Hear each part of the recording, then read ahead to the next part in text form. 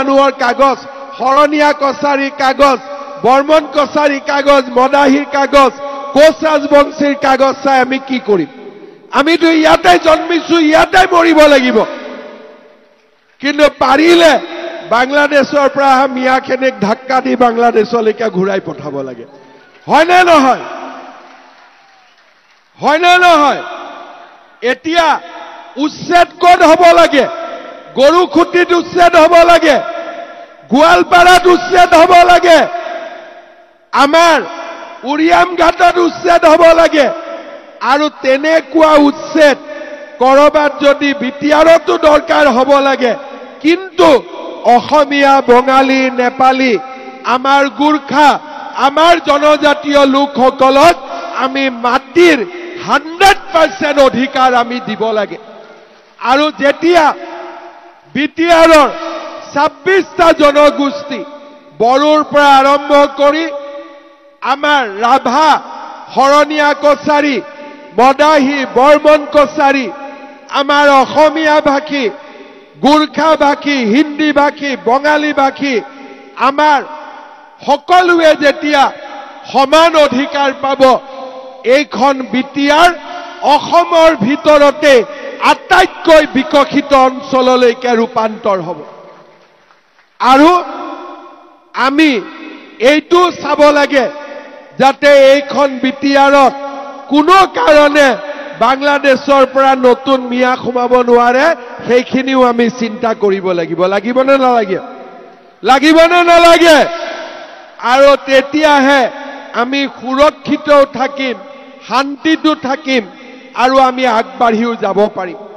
শ্ৰদ্ধা ৰাইজ, বিজেপি বিটিআৰত যিমান থাকিব সিমানে সকলোৱে নিৰাপদ অনুভৱ কৰিব যে হয় বিজেপি আছে, নৰেন্দ্ৰ মোদী আছে, অসমৰ মুখ্যমন্ত্ৰী আছে, আমি ইয়াত নিৰাপদ। বিজেপি আছে, এটা বিপদ হৈছে, আপোনালোকে ফোন কৰিব, কথা ক'ব, মাতিব, আপোনালোকে কাবাক বিচাৰি পাব। আৰু যদি আমি বিজেপিক বিটিআৰত শক্তিশালী কৰি নাৰাখো, আমি নিজেই আকৌ দুৰ্বল হৈ যাম, আমি নিজেই নিৰাপত্তাহীনতাত আমি ভোগ কৰিম। সেইকাৰণে শ্ৰদ্ধা ৰাইজ, বিজেপিক আমি বিটিআৰত শক্তিশালী কৰি ৰাখিব লাগিব। আৰু জাতি, ধৰ্ম, বৰ্ণ নিৰ্বিশেষে সকলোৱে বিজেপি দলক আগবঢ়াই লৈ যাব লাগিব। শ্ৰদ্ধা ৰাইজ, মই আকৌ এবাৰ কওঁ যে বিটিআৰত কোনো দ্বিতীয় শ্ৰেণীৰ নাগৰিক থাকিব নোৱাৰে। বিটিআৰত 26টা জনগোষ্ঠীয়ে সমান অধিকাৰ পাব লাগে। আৰু শান্তি, প্ৰগতি আৰু সমন্বয়ৰ মাজেৰে আমি বিটিচিক উন্নয়নৰ এক নতুন দিগন্তলৈ আমি লৈ যাব লাগে। শ্ৰদ্ধা ৰাইজ, মোৰ মনত আছে যোৱাবাৰ মই আহোঁতে ঔবাৰীত এই ষ্টেডিয়ামখন বনাই দিয়াৰ কথা কৈছিলোঁ। ইতিমধ্যে তাৰ প্লেন আৰু এষ্টিমেট বনি আছে। আমাৰ এছেম্বলি ইলেকশ্যনৰ আগতেই ইয়াত ষ্টেডিয়ামৰ নিৰ্মাণৰ কাম আৰম্ভ হ'ব। মই সেই কথাখিনি আপোনালোকক আকৌ এবাৰ জনাইছোঁ। মোক ৰণেন নাৰ্জাৰীয়ে মনত পেলাই দিছিলে, আৰু আমি সেইমতে ইতিমধ্যে কাম আৰম্ভ কৰিছোঁ। শ্ৰদ্ধা ৰাইজ, আমাৰ ভাৰতীয় জনতা পাৰ্টি শুক্লাই চেৰফাং মণ্ডলে মোক কেইটামান দাবী ইয়াতে উপস্থাপন কৰিছে। মই আপোনালোকৰ জ্ঞাতাৰ্থে পঢ়ি দিছোঁ। বিটিআৰত বসবাস কৰা প্ৰতিটো জাতি জনগোষ্ঠীৰ ভূমি সমস্যাৰ স্থায়ী সমাধান কৰিব লাগে। লাগেনে নালাগে? দেউতাকৰ মাটি ল'ৰাৰ নামত ট্ৰেন্সফাৰ হ'ব লাগেনে নালাগে? আমাৰ মানুহে পাট্টা মাটি পাব লাগেনে নালাগে? লাগে। ইয়াৰ পিছত তেওঁলোকে কৈছে যে শুক্লাই চেৰফাং পৰিষদীয় সমষ্টিৰ ভিতৰত এটা বিডিঅ অফিচ হ'ব লাগে আৰু এটা এছডিচি অফিচ হ'ব লাগে। লাগেনে নালাগে? লাগে। ইয়াৰ পিছত তেওঁলোকে মোক কৈছে যে আমাৰ শুক্লাই চেৰভাঙতো এখন কলেজ হ'ব লাগে গুৰেশ্বৰৰ মাজত আৰু ইয়াতে এফালে গুৰেশ্বৰ এফালে নাগৰিজুলি তামুলপুৰ মাজত শুক্লাই চেৰভাঙতো এখন কলেজ হ'ব লাগে ঠিকে কৈছে নে নাই ষ্টুডেন্ট ওলাব আছে ষ্টুডেন্ট আছে পিছত কলেজ বনাই দিম যদি ষ্টুডেন্ট নাথাকে আছে ইয়াৰ পিছত তেওঁলোকে কৈছে যে শুক্লাই চেৰভাং সমষ্টিৰ অন্তৰ্গত পুঠিমাৰী বৰনদী দেউচুঙা আৰু শুক্লাই গৰাখহনীয়া ৰোধ কৰিব লাগে গৰাখহনীয়া হৈ আছে নেকি ঠিক আছে ইয়াৰ পিছত তেখেতসকলে মোক কৈছে যে খুৱাকপুৰ আৰক্ষী চকী থানা হ'ব লাগে লাগেনে নালাগে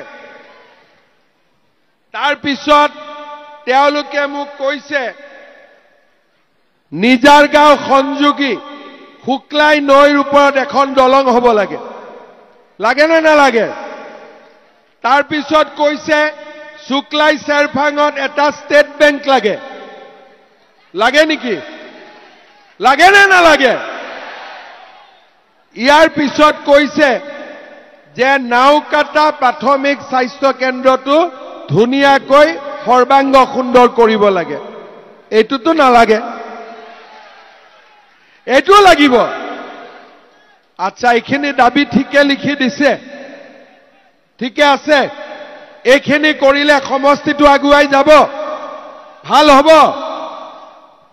আমাৰ ক্যান্ডিডেট জিকিব নে নাই পুৰা জিকাবতো কিন্তু ক্যান্ডিডেট কেতিয়া জিকিব যেটা বুথ কমিটি বিলাকে দিনে ৰাতিয়ে কাম কৰিব হয় নে নহয় সকলো বুথ কমিটিৰ মানুহ আহিছে কেইটা বুথ কমিটি আছে 68 বুথ কমিটি যিসকলে বুথ কমিটিৰ পৰা আহিছে পুৰা হাত ডাঙক 68 বঢ়িয়া হ'ব ভাল কৰি জিকিব নে নাই যোৱাবাৰ অলপ কষ্টত জিকিছো যোৱাবাৰ কিমান ভোটত জিকিছো 1500 1800 এবাৰ 18000ত জিকিব লাগিব পাৰিম না নাই জিকিব একদম জিকিব লাগিব হা আৰু বিজেপি থাকা মানে শান্তি নিৰাপত্তা প্ৰগতি সকলোৰে বাবে সমান অধিকাৰ যদি বিজেপিক যোৱাবাৰ 9টা সিট নিদিলেহেঁতেন কোকৰাঝাৰ চৰকাৰত যদি আমি নাথাকিলোহেঁতেন ইয়াত ইমান শান্তি নহলহেঁতেন কাৰণ যোৱাবাৰ ইউপিপিএলৰ চৰকাৰ আছিলে কিন্তু বিজেপিয়ে সমৰ্থন কৰা কাৰণেহে চৰকাৰ আৰু সেই কাৰণে শান্তিও আছিলে আৰু সম্প্ৰীতিও আছিলে কিন্তু এইবাৰ আমাক শান্তিও লাগিব সম্প্ৰীতিও লাগিব সম অধিকাৰ আৰু আমাক উন্নয়নো লাগিব হয় নে নহয় আৰু সেই কাৰণে যোৱাবাৰ 9টা এইবাৰ আটাইতকৈ বেছি সিট বিজেপি দলে জিকিব লাগিব পাৰিম না নাই আমি জিকাব পুৰা পাৰিম মই একদম কনফাৰ্ম হৈ থাকিম ঠিক আছে ইলেকশনৰ সময়ত আপোনালোকৰ মাজত মই আৰু আহিম এবাৰ আৰু এখন ধুনীয়াকৈ মিটিং কৰিম আজি আমাৰ এইখন দলীয় সভা ইলেকশনৰ সময়ত যেতিয়া আহিম তেতিয়া আমি ৰাজহুৱা সভা কৰিম আৰু যিখিনি আপোনালোকে মোক অনুৰোধ কৰিছে সিদিনাখন মই ৰাইজৰ সন্মুখতে ধুনীয়াকৈ ঘোষণা কৰি যাম হ'ব একদম হ'ব শুক্লাই চেৰভাং বিজেপি জিকিব চিন্তা কৰিব নালাগে একদম পাক্কা তেতিয়ালে মোৰ লগত একেলগে ক'ব ভাৰত মাতা কি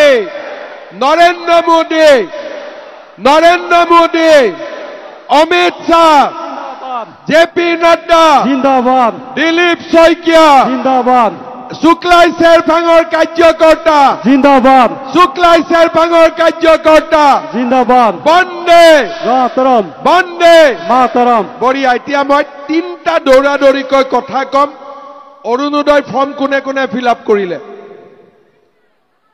নাম গৈছে নে নাই অৰুণোদয় কাৰ কাৰ গৈছে নাম গৈছে খালি ফৰ্ম পাব লাগে সোনকালে সোনকালে ফৰ্ম বিতৰণ কৰি দিয়ক কেতিয়াৰ পৰা যোৱাকালিৰ পৰা ফৰ্ম দিছে আপোনালোকে ফৰ্ম পাব এতিয়া অৰুণোদয়ত এটা ভাল খবৰ আছে আগতে অৰুণোদয় আছিলে 1250 টকা এতিয়া আমি কি কৰিম অৰুণোদয় পৰিয়ালে যদি গ্যাস কিনে গ্যাসৰ সিলিন্ডাৰৰ দামো 250 টকা কমাই দিম ভাল হ'ব নে বেয়া হ'ব ৰেশন কাৰ্ডত আগতে আমি চাউল পাইছিলো 1 অক্টোবৰৰ পৰা ৰেশন কাৰ্ডত আপোনালোকে কম দামত দালিও পাব নিমখো পাব চেনিও পাব হ'ব সেলফ হেল্প গ্ৰুপৰ 10,000 টকা 21 আগষ্টৰ পৰা আমি বিতৰণ আৰম্ভ কৰিম সমষ্টিয়ে সমষ্টি আমি গৈ বিতৰণ আৰম্ভ কৰিম তৃতীয়তে 6 আগষ্টৰ পৰা নিযুত মইনা আঁচনি আৰম্ভ হ'ব কলেজত যোন ছোৱালীয়ে পঢ়িব হায়াৰ সেকেন্ডাৰীত মাহত 1000 টকা ডিগ্ৰীত 1250 টকা ইউনিভাৰ্চিটিত গলে 2500 টকা নেক্সট মেট্ৰিক পৰীক্ষা এইবাৰ যিবিলাক ল'ৰা ছোৱালীয়ে দিব কিতাপ কাগজ যাতে ভাল কৰি কিনিব পাৰে গাখীৰ এগিলাস খাব পাৰে মেট্ৰিকৰ সকলো কেণ্ডিডেটে মাহত 300 টকাকৈ এবাৰ বেংকত পাব যেতিয়ালৈকে মেট্ৰিক পৰীক্ষা সম্পূৰ্ণ নহয় আৰু আমি